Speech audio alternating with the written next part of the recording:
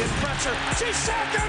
A great bull rush by Chris Jones. When it gets tough, you know, he's going to be there battling. The players appreciate it. The Chiefs put the hammer down with a 34-yard touchdown pass. The 10, still not down. Oh, what a run out of this world. Falls up to 20, 10, 5, touchdown.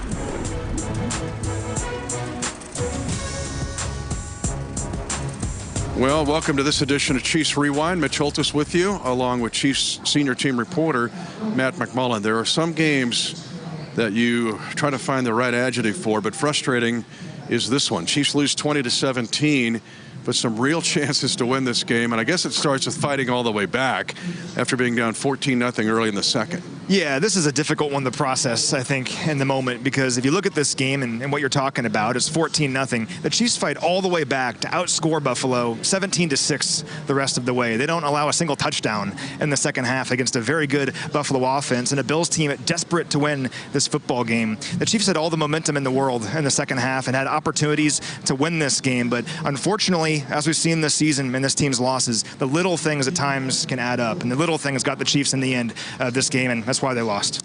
And not only they had to defend short fields, other times there were 2 turnovers by the Chiefs in this game, and the Bills got 0 points off those 2 turnovers. I know you're going to talk with Shamari Connor later in the show, but his interception was big.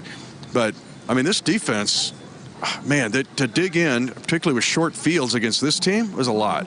The Chiefs defense kept Kansas City in the game throughout and gave the offense opportunities to win the game for the Chiefs. I mean, look at some of these numbers. After Buffalo races out to a 14-0 start, I mean, they are super hot, right? They're going to run away with this game. The Chiefs defense says, no, we're stopping you right here, and they should be commended for that. They end up holding Buffalo to 6 of 15 on third down. 15 third downs for the Bills here in this one, and the Chiefs only allowed 6 of them to be converted. 3 punts in the second half for Buffalo and 2 3-and-outs. Buffalo does not go 3-and-out. This Buffalo squad has the lowest 3-and-out rate of any team in the NFL. They went 3-and-out on back-to-back possessions. The defense was outstanding in this game. Trent McDuffie, George Karlaftis, Charles Omenihu, all the sacks and big moments. The Chiefs defense kept Kansas City in this game. And we will talk about one of the more bizarre plays. It would have been one of the most memorable plays in Chiefs Kingdom history, except it did not count. We'll talk about that later in the show, but let's go to the podium. All right, really don't have any injuries to mention. Justin Reed came out, but he went back in. So, you know, it was a heck of a football game down to the end. Very disappointed that it ended the way it did. And normally, I'll get. I never use any of this as excuses, but normally I get a warning before something like that happens in a big game. A bit embarrassing in the National Football League for that to take place. Defensively, I thought we played well. Offensively, we're getting better. Really, both sides of the ball, we're getting better. Second half was obviously a little bit better there, and so we're actually making progress through this. That's what's disappointing in this. We've got a good team that we're going to go play this next week, so we'll learn from this and we'll move on. But again, disappointed. Time's yours. Normally, if it's even close, you get a warning. The head coach gets a warning. I mean, that normally. So I don't know. I didn't have a protractor out there, but it's a bit embarrassing. Can you give us just a sense of how long you've been in the league, just how rare it is to see that call? Yeah, I've been in the league a long time, and I haven't had one like that. So. Not where, at least for that kind of a position there, that it's not given a heads up to. Coach, the play, how that ended up happening, was that a freelance thing with Travis and Kadarius at the end, or was that a plan type thing? I can't even believe you're asking that right now. So, all right, next question. What did you try to get across in the locker room after? Yeah, listen, we're getting better. I mean, we're still right in the hunt there. So it's not like, the bottom's falling out, and we're playing a little better than we were a couple weeks ago. So that's a positive thing. That's what's disappointing about, that when somebody's going to sleep good tonight, and a lot of guys aren't. Coach, not only that one play at the end, but also 2 big challenges in the game, the Kelsey catch and then the Josh Allen throw and completion. What did you see on those 2 plays that you challenged? Yeah. Next question. Any sort of explanation you did get in real time or anything for that? No. I mean, I guess he thought he did the right thing. I didn't give much time to explain it. All right, that's good. Thank you. All right, Chiefs lose a tough one, 20-17, but Shamari Connor had a game that he'd like to remember here in this one. Your first ever interception as a professional. Walk us through that play. It was just man coverage. I ended up falling off and seeing the quarterback try to mirror the quarterback and try to make a play for the team. Did you keep the ball? Oh, yeah, I definitely kept the ball. Yes, sir. Good. So with Justin Reed getting hurt earlier in the game, he came back, but Brian Cook not in this game on injured reserve. You have a new opportunity here now where you're going to play some more defense for this team. What have the veterans on this squad told you to help you out with your new role? These guys know I could do it. They seen me all through camp. They seen me all the way, since OTA, so they know I can do it. They just encourage me to keep going, tell me that they believe in me, and just make sure that I know that I got their faith. So. Well, you proved their faith right with the interception. Huge game-changing play. That was a great example of how this game turned. You guys were down early, 14-0. Bills had everything going their way, but you guys fought and found a way to really get back into this game and tie the game later on. What was the mentality like when it was 14-0 and you guys buckled down and found a way to start stopping this Bills offense? That's all it is. You got to buckle down and just keep playing. You can't give up no matter what the score is. Just like the Raiders game a couple weeks back, we went down 14. We just know we got to grind and fight our way back. And, once we get settled in the game, the game becomes easier. Things start moving slower, so we just got to get settled in. It's a tough loss, but you guys held that Bills offense, which is one of the best offenses in the NFL, with only 6 points after that hot start that they had. How can you guys build on this defensively and get after the Patriots next week? We just got to continue to build, continue to keep working, continue to have a great week of practice this week, and just get ready for the Patriots. Chiefs lose a tough one here today, but a bright future ahead for Shamari Connor.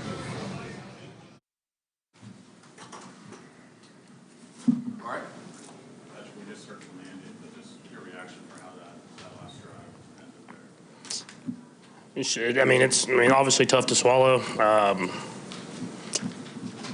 Not only for me, but just for football in general. Just to take away greatness like that.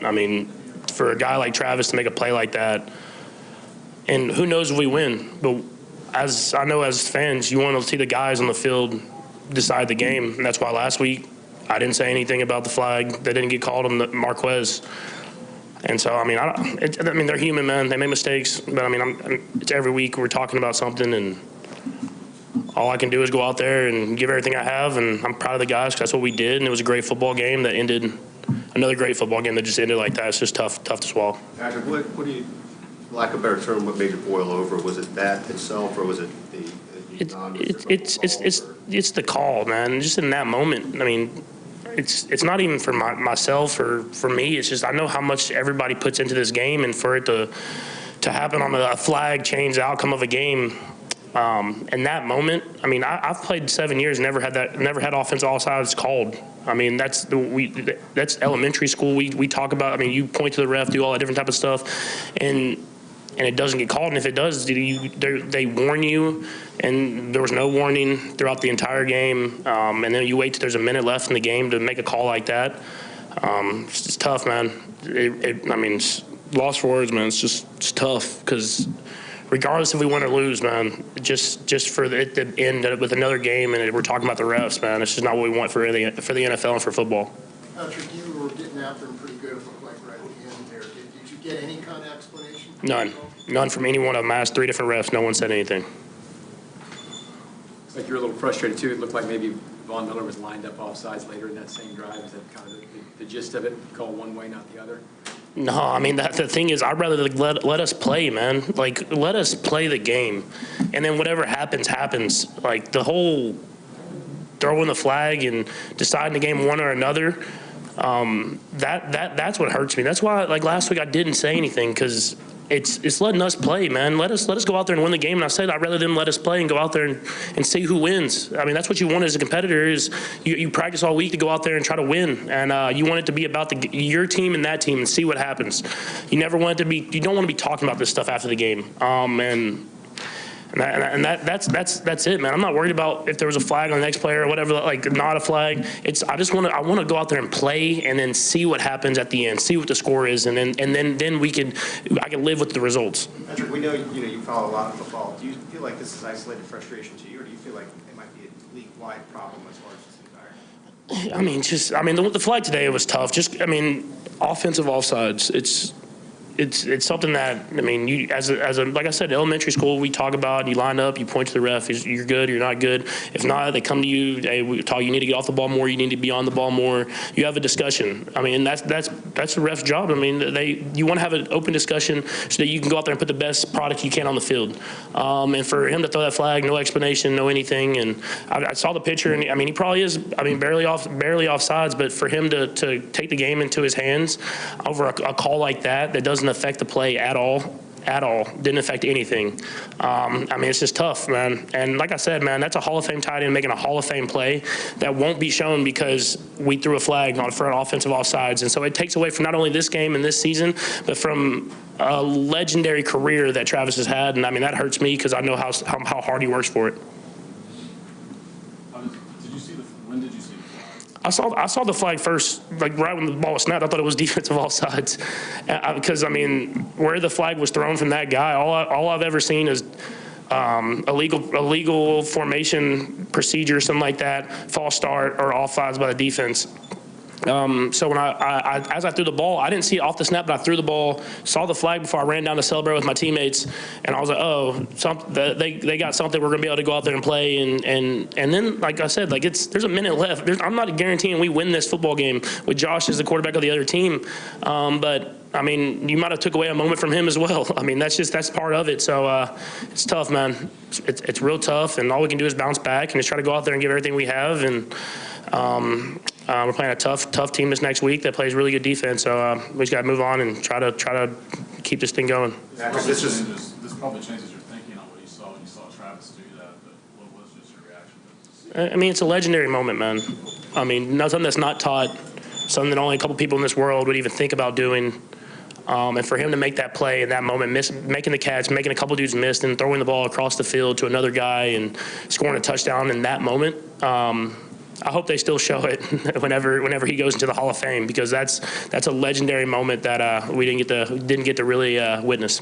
Patrick, you've dealt with defeat obviously before. This is a different kind of feeling, it seems like. How do you try to process this to start moving forward? All you can do, just like this last week, you move on. You watch the film tomorrow morning or tonight, whenever that is. You learn from it. Learn from your mistakes. Learn from the stuff you did good. And you move on. That's how the NFL works. Obviously the division has gotten tighter now. We got to do whatever we can to flip the script on our season at this middle part. And that's going to be going to New England and trying to play a legendary coach and a football team that's playing better football these last few weeks. So it's going to be a great challenge for us. But I was proud of how the guys played today, and hopefully we can just move on and keep it going throughout and try to flip the script for the rest of the season. All right. Thank you. Thank you, Pat.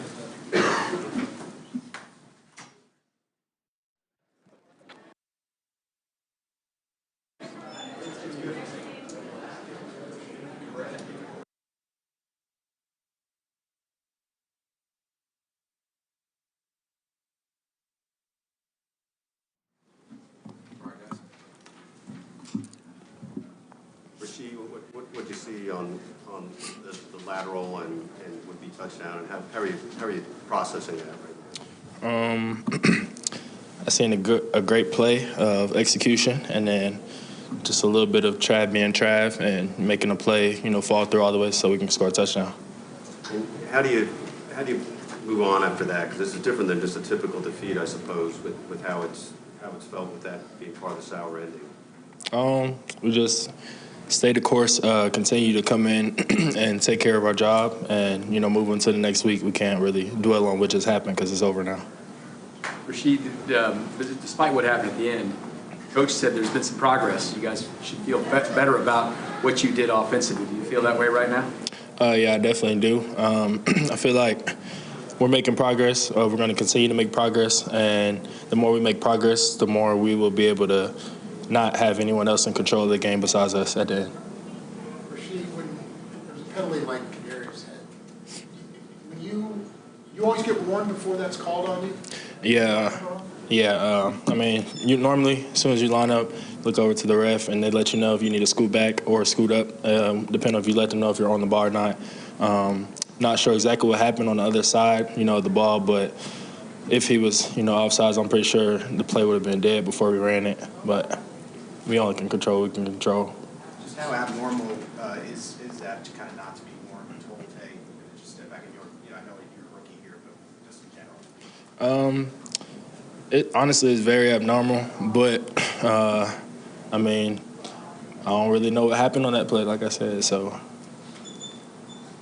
Rasheed, you had that fumble, but then they went back to you the very next play, the first drive of that play. What did the coaches and your teammates say to you coming off the field after the fumble? Just to clear it, we're going to get back out there on offense, and that they're coming right back to me. I feel like you had a couple of well-timed catches with the patches. Where do you think your timing is coming as far as the beginning of the season compared to now with you or your guys' report? Just having fun with it, practicing, repetition and practice, and just having a love for the game.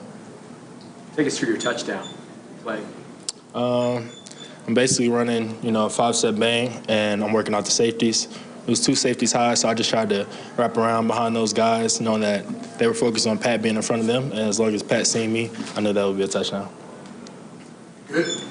All right, Thank you. He's back, and yes, he made his presence felt. The Jet, I said you turned into a snowplow on the 7-yard touchdown. Let's start with that, your touchdown run. Walk us through it. In the huddle, man, the message was just score. I believe it was 3rd and short. Me, I just told the big guys, let's go, man. This is what we live for in the red zone. Short yardage, let's get it in. That's what we did. As far as the running backs and the O-line, man, we always want to make a statement anytime we get a run call. So, that's what we did, and we executed it very well. Again, running back Jerick McKinnon with us. Outstanding game, rushing touchdown. What about the ability to fight back? At 14-0, you're thinking, uh-oh, and to come all the way back in this game. I mean, that's what this team is built off, a fight. And it starts, from the head down. Coach Reed, he's a fighter himself. So, anytime we down, no matter what the score is, no matter how much time is left on the clock, we're going to fight to the end. And that's what we did. Having you in 3rd down is such a value. What about your ability to protect, catch, run, and the knack of playing on 3rd down or 2-minute? Yeah, I just try to build my game around versatility and, try to find a way to get better, year in, year out, at everything, whether it's running the ball, catching the ball, pass protection especially. I take a lot of pride in that and just find a way to get better overall, whatever I can do to help the team win, I'm doing it. Whatever I could do to help the younger guys, I'm doing it. And it's just great to be part of this team, a great group of guys who's going to fight and ain't got no quit in them. I said it on the air, man, you bring such energy, brought energy to me in this game. What did you think when Kels had the catch, then laterals at the KT, and okay, that's one of the craziest plays ever, and you thought you had the touchdown? I said, wow. But, with Trav, you could never bat an eye, man, with him, man. He'll pull something out of left field and make it shake. Whether, like I said earlier, if count or didn't count, I still player of the year in my opinion. But, the flag was just, this was an emotional game. There's a lot of up and downs. It's a good Buffalo Bills team. Every time we play them, it's to the end. Every year to the end. And, so much emotions on that last play, with the time and the down and everything that went on. And then the flag, and it's coming back, and then it's like, okay, we got to regroup. But, at the end, we just didn't do enough to come away with the win. The only problem is you didn't put a banana peel under your Georgia Southern dude, Tyler Bass, to miss the field goal. I know. I wanted him to miss it so bad. But, that's my guy, man. Congrats to him. But I wish you would have missed it. Yeah. But congrats to them. Jerick McKinnon, energy giver, touchdown maker, 3rd down specialist, a huge asset for this team. Chiefs never led in this game. They thought they did. An incredible play. It would have gone as a 49-yard touchdown. Catching the ball at 25 yards was Kelsey, and then he turns and throws it on a backwards lateral pass to Kadarius Toney for another 24, and it gets wiped out because of offside, lining up offside offensively. Just an incredible play, an incredible moment. This place was about to explode, and unfortunately, I saw the flag late and realized this play wasn't going to count. That's football, and it hurts. I mean, it's tough. That's a tough way to end a game where you think you have it, and then all of a sudden you don't. But again, the beauty of this Chiefs team, they got to flush that. It happened. It's over. They didn't win this game. You move on. Again, their goals are all still right there. They're 8-5. They just lost back-to-back games for the first time in over 2 years, but their goals are still right there. But you have to make sure this does not snowball. You got to lock in on the Patriots. Huge game next week for Kansas City, a week from today. Positives in this game: the Rice touchdown was a red zone, able to get that done. Clyde had his best game of the year so far. McKinnon, just you see the value of him. But I think what's lost in this would be Wanye Morris at left offensive tackle. I'm really excited to go back and watch his video because I think the Chiefs have something here with him at left tackle against a defensive front that's one of the best in the league. Totally agree. Wanye Morris, a player that we're hoping can be one of our tackles in Kansas City for a very long time. But how do you find out if a guy can play? He's got to play. And he's facing Von Miller here in this game and a very good defensive front for the Buffalo Bills. These guys have 41 sacks this year coming into the game, third most in the NFL. I think Wanye held his own just watching it live. I'm curious to go watch the tape as well. But a good effort there by Wanye. He's only going to get better moving forward. One other benchmark, Kelce ends this game with 6 catches for 83 yards. Why is that significant? It's 8 straight years for Travis Kelce having 80 catches or more. He ties a National Football League record. Let me tell you who he ties it with. Torrey Holt, Marvin Harrison, and Jerry Rice. I did not mention a tight end on that list. It's amazing what Kelce has done in this league. And don't talk to me about who the best tight end is. That's an amazing feat by Travis Kelce. Yeah, he's the best to ever do it. He is the best tight end of all time, but he's also one of the greatest pass catchers of all time, regardless of position. It's too bad that final play didn't count because that would be one of the plays played at Canton in 15 years when he's being enshrined into the Pro Football Hall of Fame. But I think Kelce will be the first one to say, let's go make some huge plays next week. Doesn't matter what happened tonight. You move on from it. You learn from it. Let's make some plays against the Patriots. And here's where you lock in if the Kansas City Chiefs. At the 8-5, and the Broncos won. They're 1 game back with 4 games to go. It becomes the race for the AFC West, and that'll be the national narrative this week. But you're also taking on a team with extra time to prepare in the Patriots. But now you start on a whole kind of new quest here. In my mind, so the Bills came into this game with a playoff mindset. They were 6-6 coming in. They had to win today to keep their playoff hopes alive. Kansas City still has plenty of playoff hopes and plenty of division hopes, but I really think every single week is a playoff game for the Chiefs at this point. We can't be talking too much about the 1 seed and things like that. Let's lock in game to game and win this division first. It's a 1-game playoff next week against the Patriots. Let's take care of business. And it starts again in Foxborough next week against the Patriots. Keep in mind that game was moved up to a Sunday noon game. It is not a Monday night game any longer. For senior team reporter Matt McMullen, I'm Mitch Holthus. Chiefs lose it here 20-17 to the Buffalo Bills. Thanks for joining us on Chiefs Rewind. Chiefs Rewind is brought to you by Ford, the official car and truck of the Kansas City Chiefs, and by CommunityAmerica Credit Union, the official banking partner of the Kansas City Chiefs.